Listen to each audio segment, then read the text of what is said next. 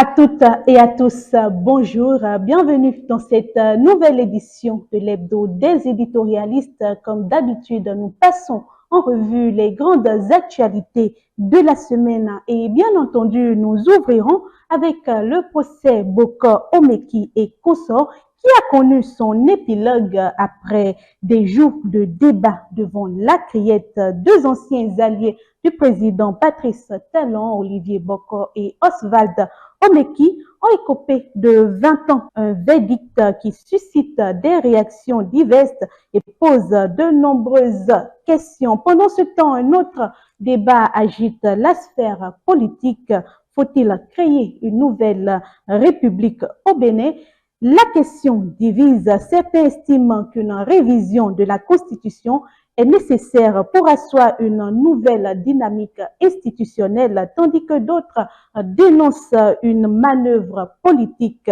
La Cour constitutionnelle est désormais sollicitée pour trancher la question. Enfin, place au sport avec la CAN 2025 au Maroc. Le tirage au sort a placé les Guépards du Bénin dans le groupe D aux côtés d'adversaires non moins redoutables avec une équipe en reconstitution. Quelles sont réellement les chances du Bénin d'aller loin dans cette compétition? Eh bien, voilà qui plante le décor de nos échanges pour ce dimanche. C'est politique et ces échanges se feront avec Christophe Agon, directeur général de Infomatin. Bonjour à vous. Bonjour Maëlle, vous allez bien, j'espère. Ça va très bien. Okay. Merci d'avoir répondu présent. Et en face de vous, Prosper Vondia encore. Vous êtes Red Chef adjoint KPFM. Bonjour à vous. Bonjour Maëlle et bonjour aux téléspectateurs de ETélé. Alors, je reste avec vous. Nous ouvrons par le procès Bokor Omeki après 5 jours de débat devant la criette et tous les rebondissements auxquels on a fait face. Quelle est votre analyse générale de ce procès tant attendu? Je pense, je ne suis pas spécialiste des questions de droit, mais ce qu'on a entendu, ce qu'on a vu, je pense que cette affaire s'inscrit désormais dans les affaires historiques de notre pays. C'est une affaire historique. C'est un grand débat qui ne va pas s'arrêter aujourd'hui ou demain. Ça va être un grand débat qu'on va continuer à faire. Les dépositions à la barre, les accusés n'ont à aucun moment reconnu les faits. Ils se sont défendus comme ils peuvent. Les enquêtes ont révélé des choses contre ces personnes. Voilà, la loi, c'est la loi, même si elle est due selon les enquêtes, selon les faits, les recoupements. Donc, la Cour de répression les accuse avec les preuves à sa disposition. Et la loi dit, si vous vous retrouvez dans ces cas, voilà ce qu'on doit faire, voilà ce qui revient comme charge. Et ils font face à la charge. C'est dur, c'est très dur. Surtout quand on sait que ce sont les collaborateurs du chef de l'État, des alliés d'hier, qui se retrouvent dans ces difficultés aujourd'hui. C'est dur, malheureusement, mais c'est la loi qui a été appliquée jusque-là. Si nous prenons le code pénal et tout ce qui entre en ligne de compte du jugement, même la Constitution a prévu des sanctions contre toute tentative contre la sûreté de l'État. Donc, tout réuni, je pense bien que les uns et les autres doivent se remettre en cause. Nous ne pouvons pas assurément nous targuer de dire ici que c'est une vérité incommensurable, que c'est... Voilà. Mais on reconnaît tout de même que les preuves ont été soulevées contre les accusés et à la fin, ils n'ont pas su se défendre jusqu'au bout. Conclusion, ils sont tombés dans le coup de la loi, comme on le dit souvent. Alors, monsieur Christophe Agon, avez-vous vu cette sentence venir? Bon, tout de suite, moi, je vais parler un peu de la forme de la chose. C'est que j'ai vu, je ne veux pas dire un procès évacué parce que je n'ai pas vu quand même les prévenus être défendus par des avocats. Hein. Je me dis, est-ce que ce procès, voilà, est-ce que parce que en réalité, c'est le procès de l'année en réalité. Donc 5 jours pour évacuer ce procès, moi je vois quand même qu'il y a eu un peu il y a eu quelque chose qui a manqué. Et surtout encore, je n'ai pas compris pourquoi est-ce que il n'y a pas eu d'avocat. Il n'y a pas eu d'avocat, alors qu'en réalité, j'ai entendu dire par le président du tribunal, M. Mettons-nous, qu'en réalité, sans avocat, c'est qu'on pouvait quand même continuer. Moi, je crois quand même que pour une histoire telle, qui a été brandie à la face du monde, hein, en 5 jours, normalement, on ne devait pas terminer ce procès. On allait fouiller pour que cela n'arrive plus, si c'est vraiment vrai, pour ne pas être... Pour ne pas... à un moment donné.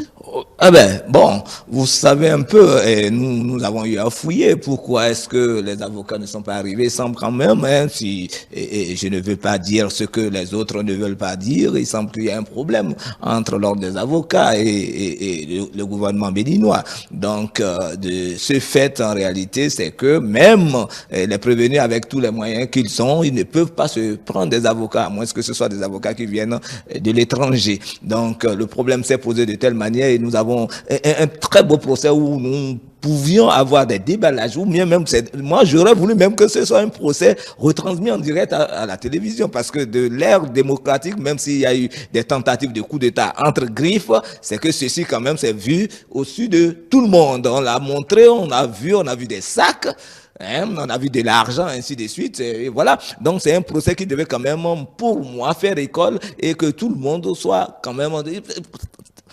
Je dis tout simplement que nous sommes toujours assoiffés de ce procès-là. C'est vrai, ça a été 20 ans pour chacun, et le verdict est lourd, ça fait mal. Ça fait même d'autant plus que c'est la personne, surtout d'Olivier Bokor, moi, que je prends. Quand je dis Olivier Bokor, je vois Patrice Talon. Voilà, c'est deux inévitables personnes. Aujourd'hui, toutes ces personnes-là, Olivier Bokor n'était rien dans la République, mais il était comme le vice-président. D'accord? Il n'a aucune fonction étatique, mais c'était le vice-président. Quand il parle, c'est que tout le monde exécute. Et qu'on en arrive là, pratiquement à la fin du deuxième quinquennat du chef de l'État, ça fait vraiment mal. On va pas quand même retransmettre une affaire comme ça à la télé, parce que c'est le linge sale après tout. C'est une affaire interne à nous. C'est le linge sale. Il faut trouver la formule pour que... on n'a peut-être pas le droit de savoir un peu plus. Voilà, c'est ça. Bien sûr que oui. Nous ne se sont pas déplacés. 5 jours, c'est 6 jours, parce que ça fait au total 6. C'est pas suffisant. Mais si déjà les preuves sont constituées par le ministère public, si le ministère public a déjà ses preuves, inutile de continuer. On dit, je donne un exemple à tout hasard, on dit que vous avez volé un objet, ça ne va pas vous arriver, quelque chose est perdu et on a retrouvé ça dans votre sac. On a retrouvé l'objet dans votre sac. C'est difficile pour vous de vous défendre jusqu'au bout. Même si vous avez des avocats, l'objet se retrouve dans votre sac et chez vous. C'est un exemple que je donne pour dire, lorsque le ministère public a les preuves pour vous accuser, si les preuves sont bien constituées pour montrer votre culpabilité dans un dossier, inutile de continuer. Nous voulons bien qu'on fouille davantage dans cette affaire. Il a dit le procès de l'année, c'est le procès même, je veux dire, de l'histoire du Bénin. Parce qu'on n'a jamais vu une affaire juste comme ça. La proximité des acteurs avec le président de la République, voilà. La portée de ces personnes avec les fonctions de la République, c'est beaucoup de choses. On aurait voulu que plus de preuves arrivent encore. Mais c'est la justice, c'est la loi. On dit quand c'est comme ça, c'est comme ça. Quand c'est comme ça, c'est comme ça. Et la justice a estimé, le ministère public a estimé que les preuves sont réunies pour les accusés. Les témoignages, les personnes qui parlaient, les déclarations des accusés à un moment donné. Donc on a estimé que c'est suffisant, qu'on a trouvé les preuves qu'il faut pour les accuser. Moi, je pense, pour moi, que ce serait inutile de continuer. C'est vrai. On aurait pu avoir des avocats de la défense pour continuer à parler pour continuer à les défendre. Les avocats sont déconstitués et dans la déontologie de la justice, on pouvait même leur trouver des avocats. Mais je nous connais, je connais Oui, l'histoire montrait déjà que c'était un procès politique. Et si vous demandez à l'État béninois de leur pouvoir des avocats, c'est qu'on dirait qu'on est passé du pareil au même par la suite et que c'est une orchestration, c'est un montage de toutes pièces pour arriver là où on est arrivé aujourd'hui. Donc pour moi, les avocats déconstitués, c'était déjà le début d'un déclin. Ça allait en défaveur des prévenus. Déjà ça. Maintenant, nous sommes devant la situation où ça a une couleur politique un tout petit peu. Et là, si c'est difficile que l'État leur trouve des avocats pour les défendre, finalement, on dirait on est passé du pareil au même. Moi, je voulais retenir tout simplement que les preuves qui les accablaient étaient peut-être pour le ministère public palpables et évidentes. On ne pouvait plus rien faire. Et quand c'est comme ça, pourquoi il faut continuer encore? Pourquoi il faut continuer à fouiller? Nous aurons voulu avoir plus que ça. Mais là, le ministère public a trouvé ce qu'il faut pour accuser quelqu'un. C'est dommage, c'est dur pour le Béninois que nous sommes, parce que ce sont des familles qui vont recevoir des coups. Ce sont des personnes, parce que ceux-là sont entourés des collaborateurs et beaucoup d'autres. Voilà. C'est tout un ensemble qui prend un coup. Ça nous fait mal, mais comme on le dit, la loi, elle est la loi, même si elle est dure. Les preuves sont réunies pour le ministère public. L'accusation arrive et on doit prendre ça comme ça, même si on a mal. Bon, moi, je vais pas trop abonder dans le même sens que vous. Moi, je crois quand même que, quel que soit X, on devait tout faire quand même pour trouver des avocats, hein, pour rendre le procès beau. Hein. Je crois quand même que pour un procès qui a eu tellement ce tollé-là, et que ce soit entre griffes expédié de la sorte, vous voyez, ça fait un peu mal. Ça fait un peu mal parce que, oui. Trouvent leur avocat. Voilà, parce que nous voyons l'affaire, le contenu de l'affaire est un peu, ça fait un peu la différence avec les autres affaires que nous faisons. Voilà, justement, raison pour laquelle leur trouve des avocats et que on pourrait prendre du temps. Les mêmes Béninois reviendraient à dire non, on est passé du pareil au même, qu'on leur a trouvé des avocats qui n'ont pas pu trouver les avocats. Vous savez, moi, ce qui me gêne un peu, ils auraient pu trouver des avocats eux-mêmes. Voilà. Nous sommes en matière de droit ici, hein, et ceux qui jugent en réalité, c'est qu'ils ont fait le droit. Mais les prévenus, les accusés, du moins, tout simplement, ils n'ont pas fait le droit. Même si vous avez fait le droit, c'est qu'à l'instant, quand même, vous avez besoin de quelques, voilà, vous n'avez plus totalement la parole. Il faut, voilà, c'est en réalité, pour une accusation si grandiose et que la personne reste seule soit seul face à son destin, c'est un peu gênant. C'est un peu gênant et moi je crois quand même que parce que si une fâcheuse aussi lors des prises de parole n'ont pas fait aveu d'échec. Oui, vous voyez, ce qui est déplaisant, c'est quoi? C'est que quand vous êtes dans ces conditions, vous n'avez plus tout ce qu'il faut et on a tendance à croire que bon, je parle pour me sauver ou bien les dés sont pipés à l'avance. Il avait parlé de procès politique. Moi, je ne veux pas aller sur ce terrain. Moi, je me dis quand même que notre justice est toujours ce qu'elle est, hein, et elle est toujours bonne. Moi, je crois très bien. J'ai toujours confiance en cette justice.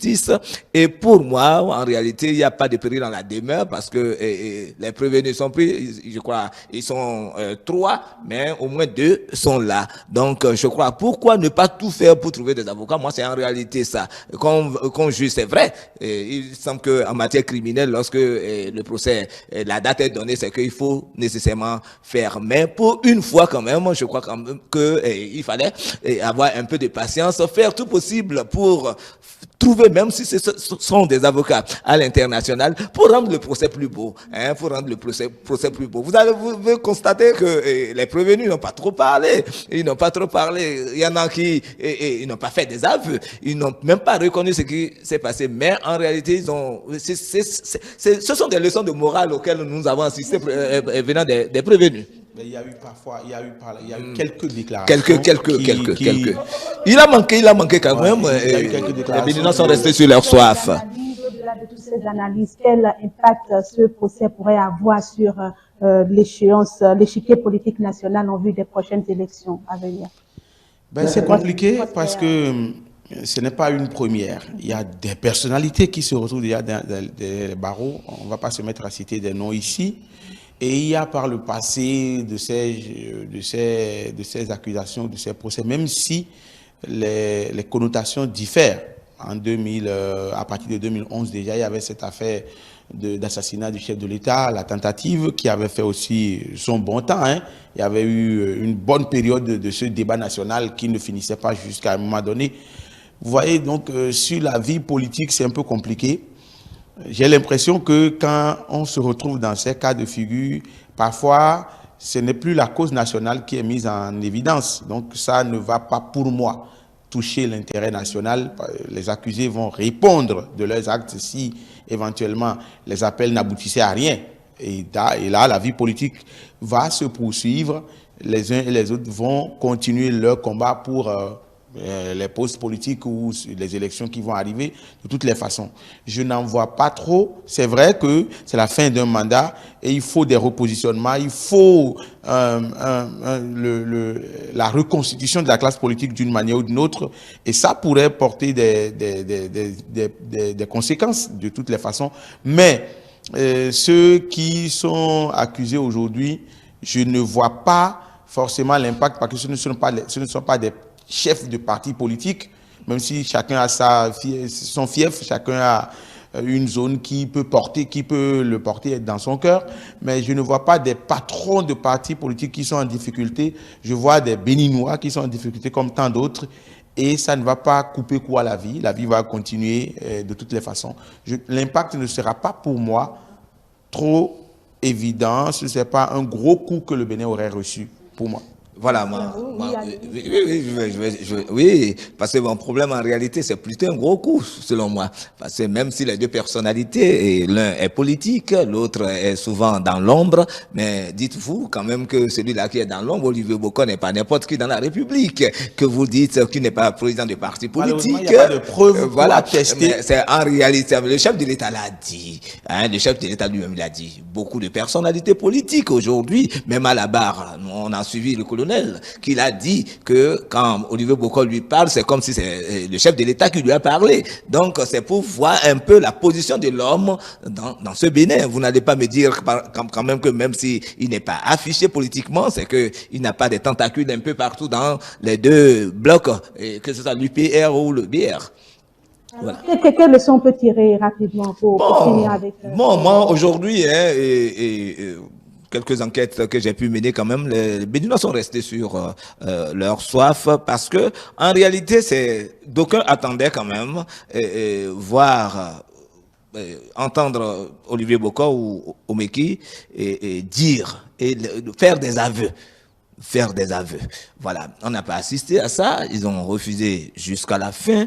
Aujourd'hui, beaucoup de Béninois s'attendaient quand même à ce que, bon, est-ce que c'est vrai cette histoire? Est-ce que c'est vrai? Aujourd'hui, avec les condamnations, on a tendance à croire que, bon, c'est vrai, mais les Béninois sont restés sur les soifs pour dire, bon, parce que ça a tellement été expéditif que les Béninois, d'autres Béninois quand même, qui, en réalité, si ça s'avérait que c'était vraiment un coup d'État, allaient quand même se désolidariser de Olivier Boko et Omeki. Aujourd'hui, par exemple, beaucoup de Béninois sont restés statiques, ils sont restés là, et parce que là, ça choque, ça blesse, c'est encore violent parce que ça aura des répercussions sur 2026. C'est clair parce que celui-là, ceux pour qui on est en train de l'accuser, quand même, il y a eu des mouvements qui ont été créés en son nom. Donc, aujourd'hui, par exemple... Il a dit ne pas en avoir connaissance. Voilà, il dit ne pas en avoir connaissance, non. Écoutez... Il dit qu'il n'est demandeur de rien. Voilà, il n'est demandeur de rien, il est tellement aimé au Bénin que même au Tréfond, les mouvements ont pris en son temps, il n'a pas eu une déclaration quand même officielle pour dire arrêtez-moi ça. Comme si vous voulez qu'on tire des leçons, c'est que la vie ne tient qu'au bout, bon pas la vie, si vous voulez la vie politique ne tient qu'au bout d'un fil, tout peut arriver à tout moment. Des amis d'hier peuvent devenir des ennemis d'aujourd'hui. C'est une leçon propre à la vie de façon générale, mais beaucoup plus à la vie politique, tant que le pouvoir est en jeu. Beaucoup craignent désormais à l'avenir d'avoir affaire à la politique. Non, la vie politique va toujours exister. Ça n'a pas commencé par nous, ça ne finira jamais par nous. Ça va toujours, chacun va pouvoir toujours aller là où son cœur penche. Si la politique vous tient, c'est comme peut-être, je ne sais pas, un homme de Dieu qui pourrait dire, c'est Dieu qui m'a appelé. Si la politique vous appelait, vous n'aurez pas le choix que d'y aller. Donc je comprends tout de même que la vie politique ne va pas s'arrêter. Les uns et les autres vont continuer à aller là où l'appel vient. Donc l'impact, sinon la leçon à tirer, c'est que politiquement parlant, la vie va continuer, mais nous devons faire attention et continuer pas dire que rien n'est acquis. Rien n'est acquis, rien n'est établi. Si nous sommes des amis aujourd'hui, cela ne veut pas dire que nous allons mourir amis. Et si nous sommes ennemis aujourd'hui, nous allons mourir ennemis, non. Il y a un fait de vie qui peut venir tout changer. C'est la leçon qu'il faut tirer. Mais le plus important pour nous, c'est de faire en sorte que, c'est de nous comporter de façon à ce que même si des prétentions vont finir par être attribuées à notre personne, que on puisse arriver à nous défendre avec des arguments, que ceux qui vont parler, puisque les actes doivent plaider en nos faveurs de toutes les façons. Donc que nous posions des actes pour que demain, ces actes puissent plaider en nos faveurs, que ce soit amitié ou ennemi, que les actes soient posés de façon à penser à demain. Je voudrais quand même ajouter que par rapport à la leçon à tirer. Aujourd'hui, c'est vrai que la sentence est dure pour lui. Et je vois aussi le président Patrice Talon souffrir parce que c'est deux amis très fidèles qui se connaissent de la nation. Mais c'est difficile. Aujourd'hui, par exemple, je vois le président Patrice Talon dans une épreuve très difficile. J'attends qu'il finisse le mandat et qu'il laisse Olivier Boko faire les 20 ans, on verra. Parce que c'est pas facile pour celui-là qui quand même a mouillé le maillot pour que le président Talon soit président de la République. C'est lui qui a pris les initiatives, c'est lui qui est venu voir le président Boni Yayi en son temps, c'est lui qui a été l'envoyé spécial de Patrice Talon. Il est au cœur quand même des deux mandats du président de la République. Donc aujourd'hui, et que ce soit ainsi, vous voyez le Béninois, on a plutôt peur. Moi, je reconnais une chose depuis 2026, depuis 2016 quand même, le président Talon montre quand même que ne veut pas, n'importe qui ne vient pas en politique. En politique, il n'y a pas de pitié. Vous faites mal, c'est qu'on vous prend. Il n'a pas de père, il n'a pas de mère, il n'a pas de frère, il n'a pas d'amis. Voilà. Il a montré quand même que le pouvoir, on l'exerce. Voilà. Et je crois quand même que c'est bien, mais on attend quand même la fin. C'est peut-être pour faire une comparaison. On a accusé, je crois, le professeur Joël Aïvor des mêmes faits, pratiquement atteinte à la sûreté de l'État, pas de coup d'État, mais atteinte à la sûreté de l'État. L'ancienne ministre Rekat Madougou était accusée aussi de terrorisme et consorts et puis des peines en partant de la loi du pays. Donc si éventuellement les preuves sont réunies contre les amis du chef de l'État et que le jugement est différent, vous imaginez aussi ce que l'opinion va en faire comme débat. Donc moi, je trouve que le chef de l'État est droit dans ses bottes. C'est la justice qui agit et j'ai l'impression, pour ce que je vois et ce qui se passe, que, comme on dit souvent, un chef de l'État laisse la main à la justice pour fonctionner. On est peut-être dans ce cas de figure. Merci à vous, mesdames et messieurs. C'était les analyses de nos invités sur le procès Boko Omeki et consort qui a connu son épilogue, une fin qui, d'une certaine manière, touche chacun de nous. Christophe Agon, la question d'une nouvelle république fait également débat. Qu'est-ce que vous en dites, vous?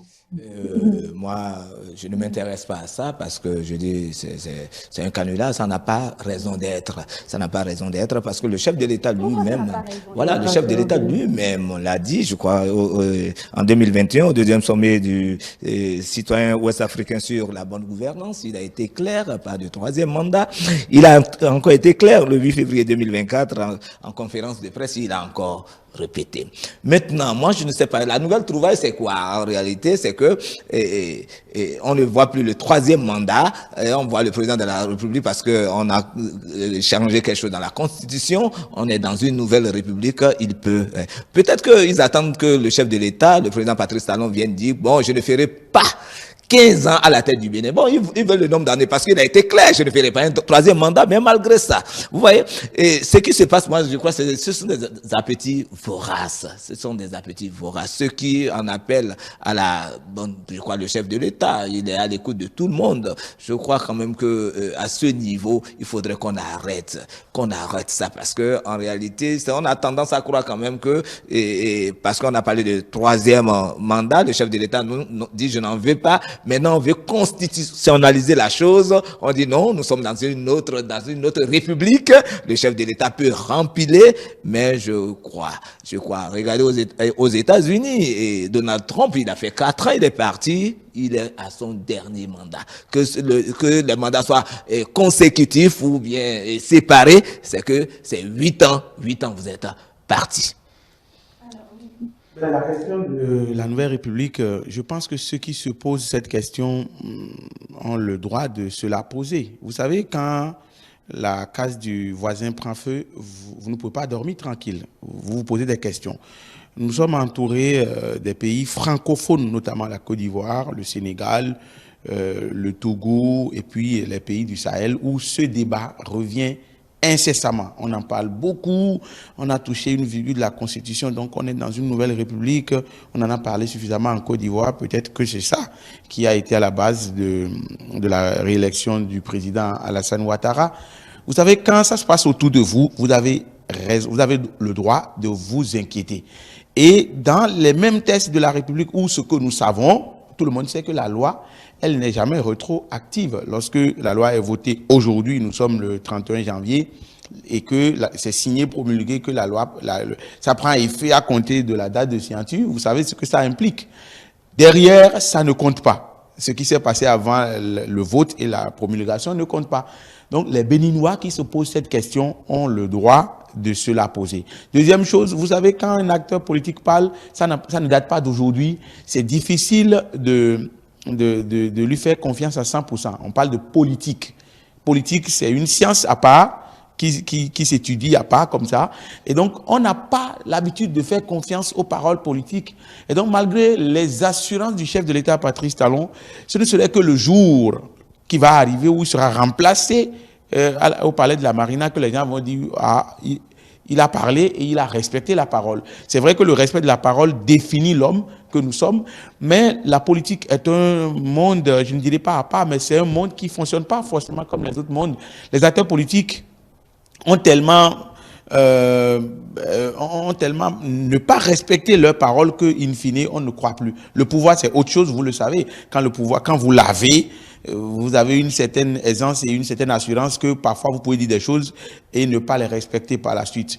Je ne veux pas croire qu'on va arriver là. Le chef de l'État a insisté quand il était arrivé au pouvoir que c'est un mandat unique. Après, il y a une première révision de la Constitution qui avait échoué. Ensuite, on est arrivé à une révision où c'est mis dedans que nul de sa vie, je précise le mot, de sa vie, ne fera plus de 2 mandats à la tête de l'État. Maintenant, est-ce que le mois venu, il sera question de la rétroactivité de la loi parce que c'est voté en 2019. Est-ce qu'on reviendra sur ce débat? La question est là. Donc, les Béninois ont le droit de se poser cette question, mais je pense qu'à un moment donné de la vie, c'est vrai, les acteurs politiques ont leurs paroles qui ne sont pas les paroles de tout le monde, mais à un moment donné de la vie, je pense qu'il faut se faire confiance. Il faut s'écouter, se croire et penser que ce que l'homme dit, ce n'est que l'image de lui-même, ce n'est que sa personnalité qui transparaît à travers sa parole et que personne ne serait à l'aise à ne pas respecter sa parole, à se faire, je ne sais pas, traiter comme un homme sans parole. Je crois bien qu'à un moment donné, il faut se faire cette petite confiance, même si nous sommes devant la politique. Christophe Agon, la Cour constitutionnelle est appelée à trancher sur cette question. Quel serait l'impact ou les conséquences de son verdict? C'est vrai que nous ne sommes pas des juristes, nous ne sommes pas des constitutionnalistes, mais néanmoins quand même, selon ce que mon vis-à-vis vient de dire, c'est que c'est écrit noir sur blanc dans la Constitution, même si on peut dire qu'elle est nouvelle, c'est que nul ne fera plus de 2 mandats. On n'a jamais dit dans une ancienne ou dans une nouvelle république, d'accord? Donc, nul ne fera plus de 2 mandats, rien n'a été précisé dedans. Est-ce qu'il y a un vide juridique là, je n'en sais vraiment rien, mais je sais quand même que dans cette constitution, on n'a jamais dit nul ne fera plus de 2 mandats. Si on compte l'ancienne, dans une ancienne ou bien dans une nouvelle république, on dit nul ne fera plus de 2 mandats, c'est que ce soit dans une ancienne république, dans une nouvelle république, l'essentiel c'est quoi? Si vous avez déjà eu à faire 5 ans dans l'ancienne république et que dans la nouvelle république vous faites 5 ans, vous avez fait 2 mandats. Voilà. Maintenant, est-ce que c'est à partir de la promulgation de la nouvelle loi, qu'on le veuille ou pas? Beaucoup disent que la Constitution n'est pas nouvelle, mais nous sommes tous allés à l'école. Lorsque vous changez un mot dans un test, vous n'avez plus le même test. Ça, il faut avoir le courage de le reconnaître. Tout le monde dit non, le Bénin n'a pas une nouvelle constitution parce que on a touché des articles, ce n'est même pas un, on a touché des articles. Donc, nous avons une constitution qui a été votée en 2019. Donc, nous avons une nouvelle constitution, qu'on le veuille ou pas. Ce n'est pas le même test quand on prend le test de 90. Donc, il y a une nouvelle constitution. Est-ce que les interprétations vont nous amener à une nouvelle république? La question reste bien posée. Parce que la précision qui dit nul de sa vie n'a pas dit, à partir de la constitution de 2019, n'a pas dit depuis 90, n'a rien dit. Et tant que c'est comme ça, je pense que les juristes parfois arrivent à faire leurs opinions en choisissant un côté. Parce que c'est de l'ambiguïté en fait. Donc quand on est dans l'ambiguïté, on choisit son côté.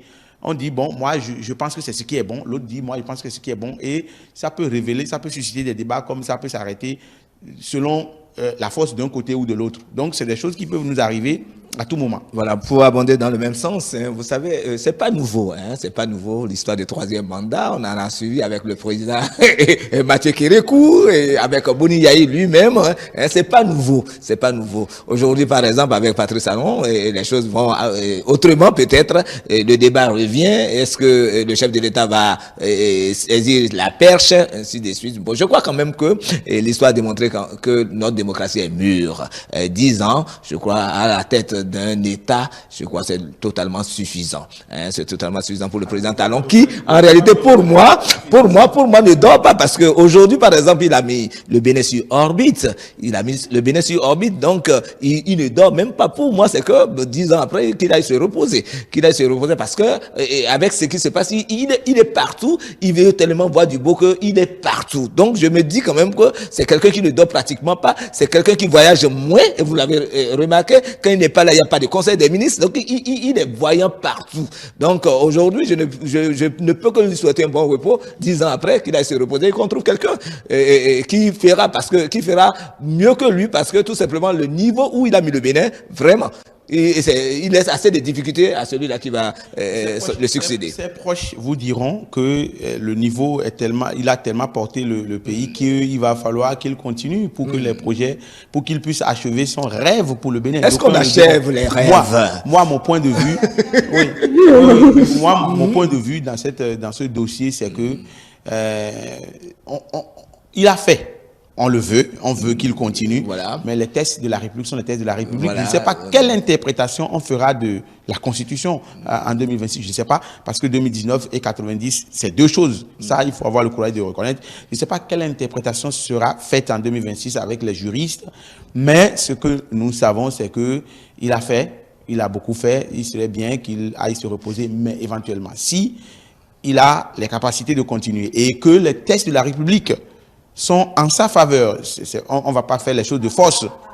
On ne va pas faire les choses de force. Si il se trouve qu'il a l'énergie nécessaire pour continuer et que les tests de la République plaident en sa faveur, les interprétations justes plaident en sa faveur, le pouvoir, c'est Dieu qui le donne. Hein, et s'il vous le donne, bon, la vie peut continuer. C'est difficile ce que je dis. Moi-même, je ne suis pas convaincu de ce que je dis.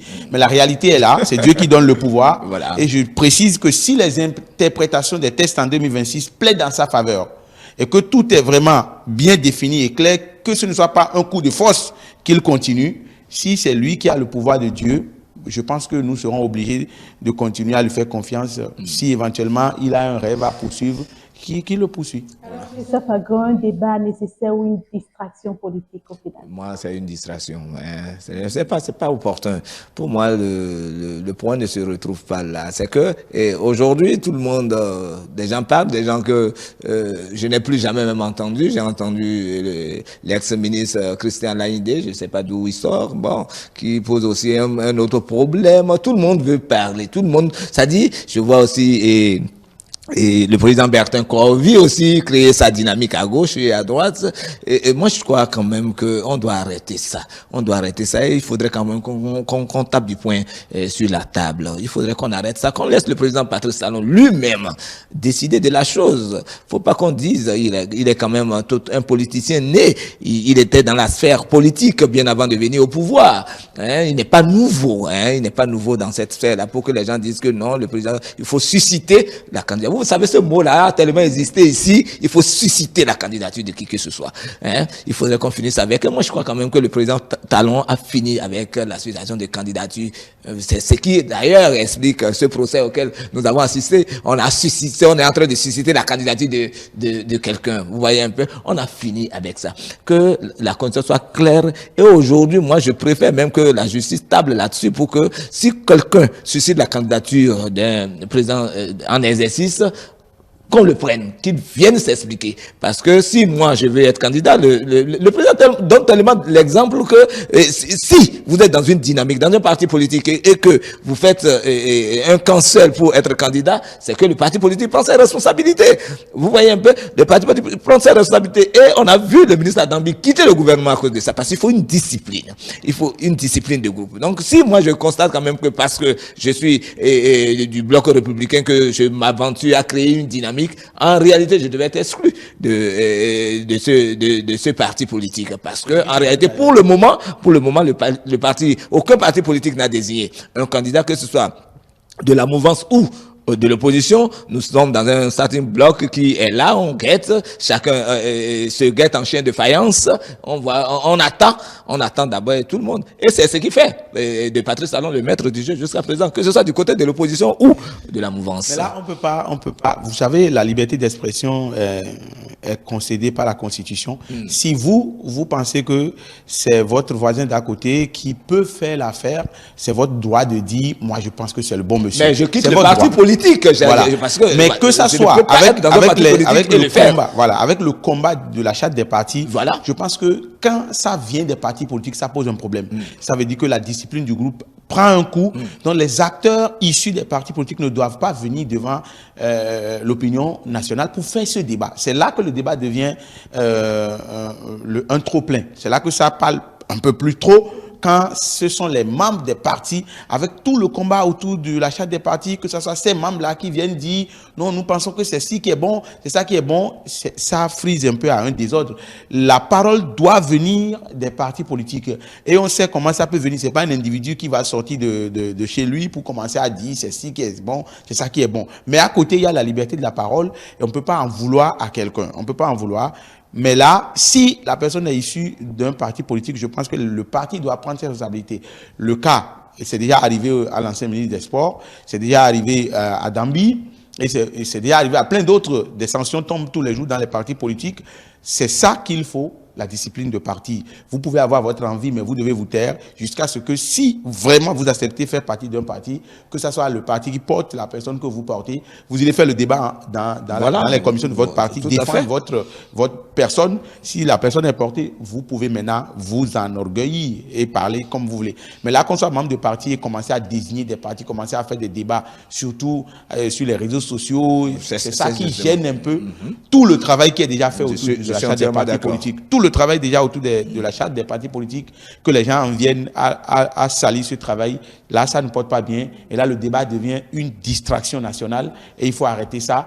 Malheureusement, ce n'est pas la loi qui va l'arrêter, ce sont les partis politiques qui vont l'arrêter, et je pense que les partis doivent être à l'écoute pour amener des membres qui se comportent comme ça à arrêter ça. Ce n'est pas bien pour une république qui se veut respectueuse et qui travaille à cela.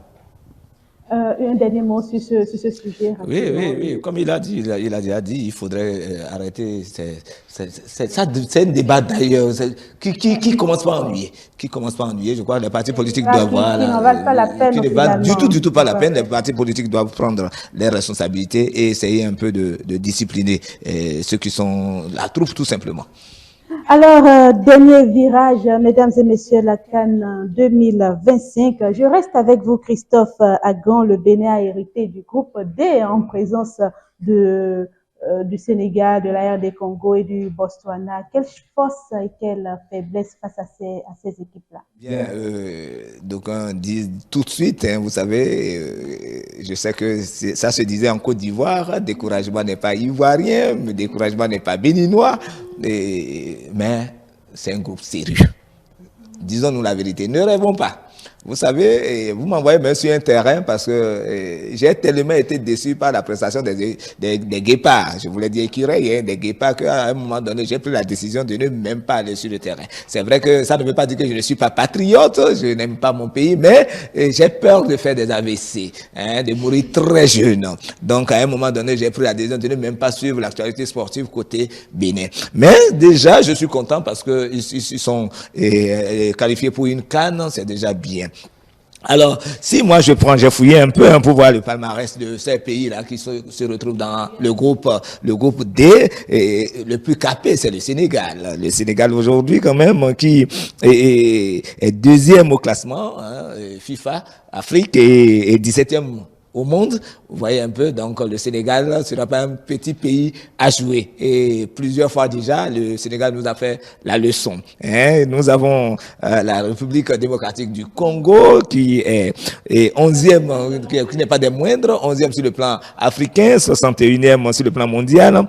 Le Bénin n'est pas loin de la RD Congo. Parce que le Bénin est 19e, nous voyons quand même que avec ça peut aller, surtout avec notre équipe qui est en reconstruction. Et nous avons confiance au sélectionneur.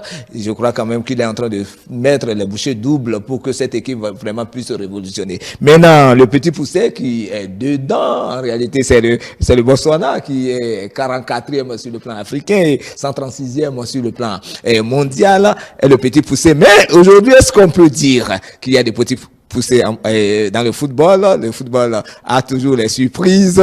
On attend très bien, mais déjà, il faudrait que les Béninois commencent par se préparer. Et l'enjeu est de taille. Il faudrait quand même qu'on montre. Il y a eu, je crois, une année où le Bénin allait jusqu'en quart de finale. En 2019, je crois bien. En Égypte, oui. Voilà, en Égypte. Et on veut bien rêver gros. On veut bien rêver gros. Le découragement n'est pas béninois. Je crois quand même qu'ils sont capables. Et j'espère quand même qu'ils vont unir davantage ce peuple qui semble être un peu divisé politiquement. Il faudrait que sportivement quand même qu'on puisse l'unir davantage. Voilà. Alors, vous y voyez des chances? Oui, beaucoup, parce que c'est l'un des meilleurs tirages que nous pouvons avoir. On a évité les pays du Maghreb qui ont un football comparable un peu à l'Europe. Quand vous prenez le Maroc, qui est le mieux classé aujourd'hui en Afrique, le pays le mieux classé africain, le pays africain le mieux classé au monde, c'est un football qui est comparable en Europe, là où il se fait de mieux. On les a vus à la Coupe du Monde. Ils ont été jusqu'à l'étape des demi-finales, ce qui n'est jamais arrivé pour un pays africain. Mais quand je vois ce qui se fait au Maroc, les efforts aujourd'hui au Maroc, c'est tellement intéressant. Ils ont construit une nation sportive et la preuve, le Maroc s'inscrit partout pour organiser les grandes compétitions. Le Maroc est candidat ou sinon déjà pour la Coupe du Monde 2030. Le Maroc organise beaucoup de compétitions africaines. Le Maroc est au premier plan aujourd'hui en matière d'organisation. Ils ont des infrastructures incroyables. Ça veut dire qu'il y a un effort qui est fait. Quand vous prenez la République démocratique du Congo, le débat se fait sur les 10 dernières années où ce pays a été très sérieux. Nous les avons rencontrés dans les éliminatoires de la Coupe d'Afrique déjà. Je crois, la Coupe d'Afrique de 2021 du côté du Cameroun, où ce pays nous avait battus. Il y a quand même un travail sérieux qui se fait avec la RDC, avec la forme de ces joueurs qui sont dans des compétitions, dans des clubs UP, et ça joue régulièrement les week-ends, ce qui n'est pas le cas pour le Bénin. Nos joueurs ne sont pas forcément bien classés au plan mondial. Leurs clubs ne sont pas des clubs qui ronflent dans les oreilles. C'est des petits clubs pour les Béninois. Et même dans ces petits clubs, nos joueurs n'ont pas souvent de temps de jeu.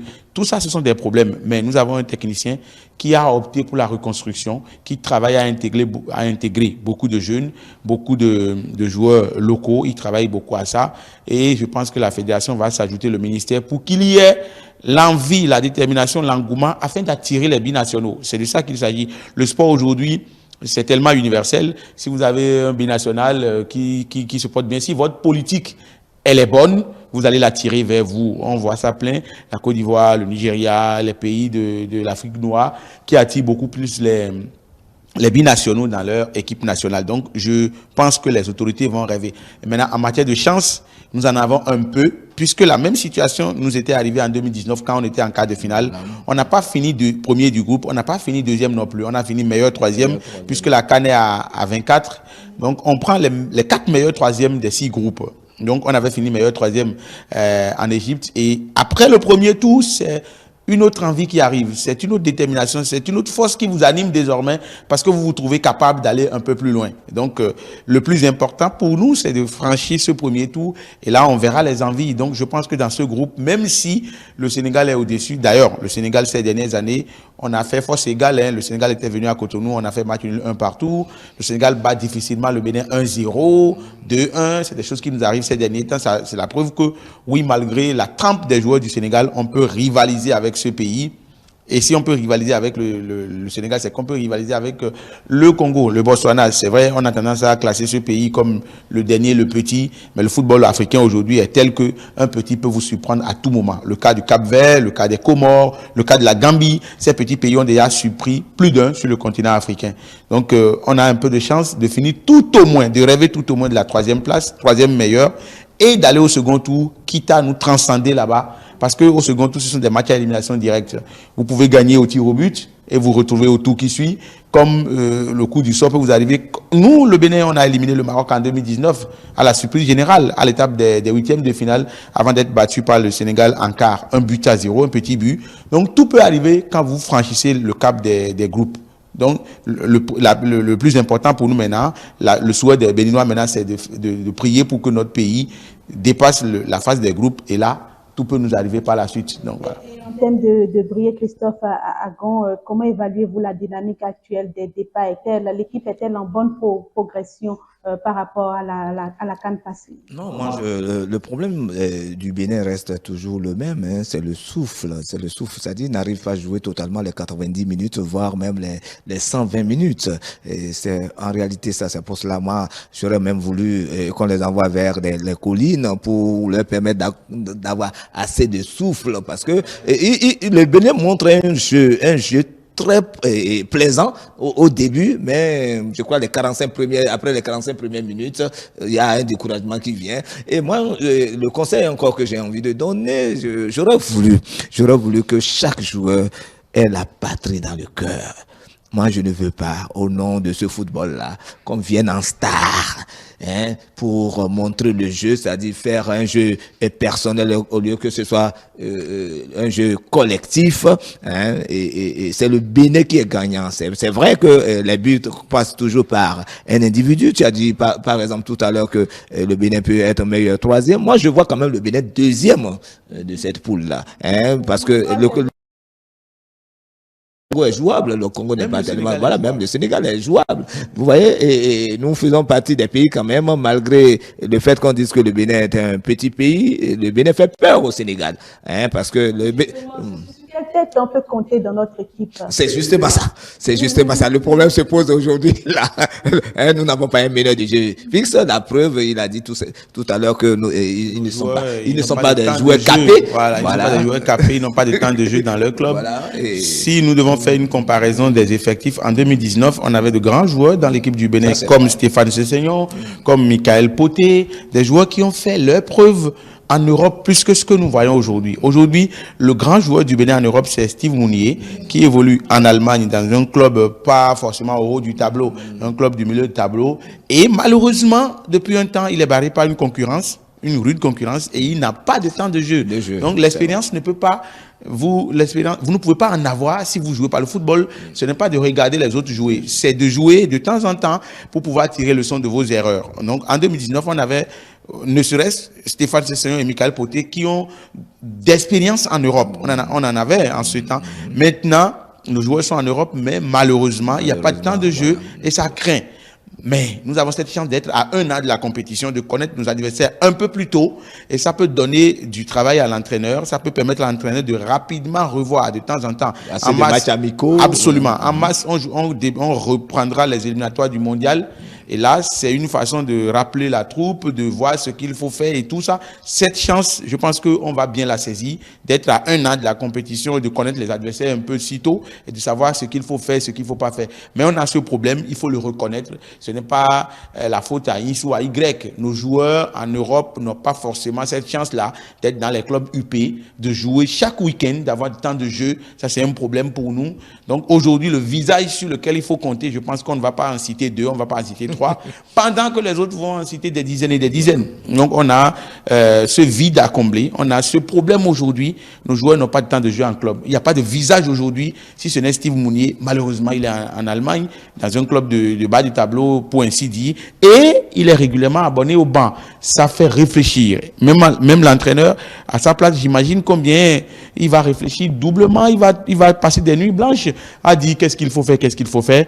Mais là, les dirigeants sont mis à profit, le gouvernement, la fédération, il va pour que si les joueurs locaux. Voilà, le coût tant qu'il reste là, si un travail peut être fait au plan local, on a un championnat en cours, il faut trouver la formule de regrouper de temps en temps les meilleurs de ce championnat, de leur donner la chance d'évoluer ensemble, regroupement sur regroupement, pour voir si on peut tirer des joueurs de ce championnat local qui puissent étoffer aujourd'hui les quelques qui évoluent en Europe. Et là, on fera une équipe homogène.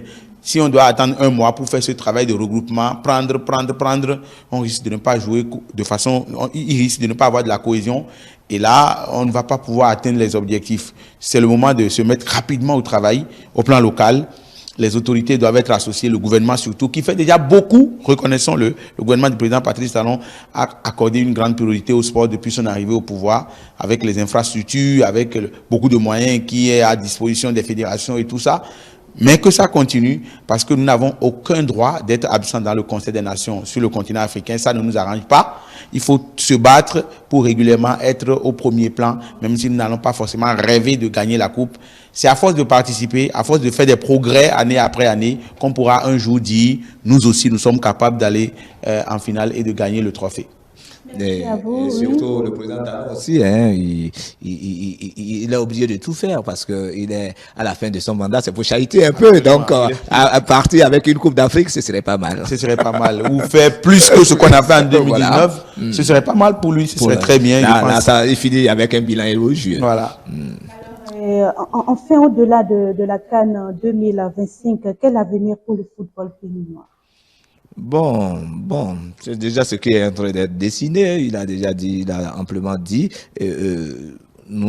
C'est de permettre quand même à nos joueurs d'avoir des championnats UP. C'est vrai que aujourd'hui, quand même, le président de la République a tout fait pour que, enfin, le gouvernement en général a tout fait pour que notre championnat béninois soit vraiment un championnat existant.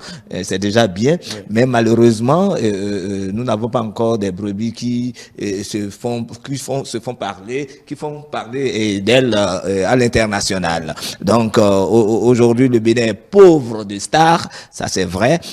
Mais j'espère d'ici un an, comme il a dit, que nous ayons quand même de petits Sessayons, de petits Omar Kyomogo, voilà, qui soient bien à la surface pour que nous puissions vraiment compter sur eux. Vous voyez, en Côte d'Ivoire, moi j'étais tellement content de la prestation des Ivoiriens en dernière CAN. Vous voyez, il y a un jeune de 17-18 ans là, je crois, qui a fait des merveilles. Ouais, donc quand il dit aujourd'hui, par exemple, s'il faut compter, moi par exemple, je ne peux pas dire que l'équipe béninoise compte telle star aujourd'hui, à l'heure où nous parlons. Mais il n'est pas tard, On peut avoir quand même une star des équipes locales, c'est-à-dire quelqu'un qui émerge du Bénin, du plan local. Ouais. On peut l'avoir. Il n'est pas encore tard. Et le football, c'est une pépinière. Nous sommes en train quand même d'avoir de très très bons joueurs au Bénin. Le jeu béninois aujourd'hui est speed, que je le veuille ou pas, que je les aime ou pas. Ouais. J'ai l'obligation de les aimer. Aujourd'hui, je vois quand même que le Bénin pratique un football plaisant. Donc, ce serait intéressant quand même qu'il y ait une récompense à la fin. Mais le plus important, c'est que la dynamique, c'est que la dynamique ne s'arrête pas, parce qu'il y a un travail qui se fait depuis 2-3 ans, que cette dynamique ne s'arrête pas, que les championnats continuent, sinon qu'on a d'avenir. Les infrastructures sont là aujourd'hui, il va falloir les exploiter à bon escient, trouver la formule pour que les petits centres de formation puissent avoir des produits de plus en plus, et que des agents naissent, des agents qui vont vendre nos valeurs naissent de plus en plus, afin que nos joueurs soient vendus. Ce n'est pas forcément que les autres ont des talents plus que nous, mais nous n'avons pas la manière de vendre ce que nous avons. C'est ça qui fait que nous sommes absents dans les grandes compétitions en Europe. Donc, il faut trouver aussi ces vendeurs, les former, travailler au partenariat pour qu'on puisse arriver. Mais là, l'avenir, il est prometteur parce que les conditions sont en train d'être posées jour après jour pour que nous puissions arriver à un bon niveau un jour. Alors, mesdames et messieurs, nous arrivons au terme de ces échanges. Nous avons parcouru le procès Boko Omeki, la leçon à tirer, la gestion des affaires publiques et les alliances politiques restent des terrains glissants où prudence et transparence sont essentielles. Sur le plan institutionnel, la question d'une nouvelle république, si certains y voient une opportunité de moderniser la gouvernance, d'autres redoutent une tentative de remise à zéro des institutions au profit d'intérêts politiques. Enfin, nous avons exploré également le côté sportif avec les Guépards du Bénin qui se préparent à relever un défi de taille à la CAN 2025, placé dans un groupe avec des adversaires pas des moindres. Leur qualification dépendra de leur capacité à tirer parti des effectifs en reconstruction sur la houlette de Guénorod. Merci de nous avoir suivis. Ces échanges se sont faits avec Prosper Vodjenko, rédacteur en chef adjoint de CAP-FM, et Christophe Agon, directeur général de Infomatin. Merci à vous. C'est un plaisir de partager ce plateau avec vous. Merci également, chers téléspectateurs, de nous avoir suivis. Merci de votre fidélité. On se retrouve juste après.